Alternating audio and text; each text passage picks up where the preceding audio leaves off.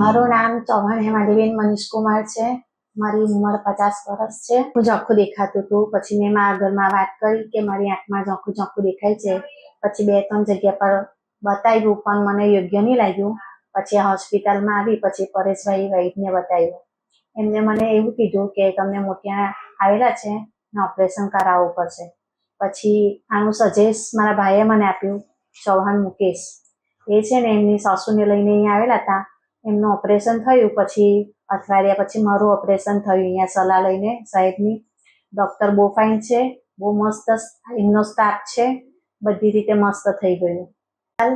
Centre for site આઈ હોસ્પિટલમાં મને કૃતિ મેમે મને બહુ ડરી ગયેલી હતી, પણ મને કૃતિ મેમે હિંમત આપી કે કંઈ નહીં થશે.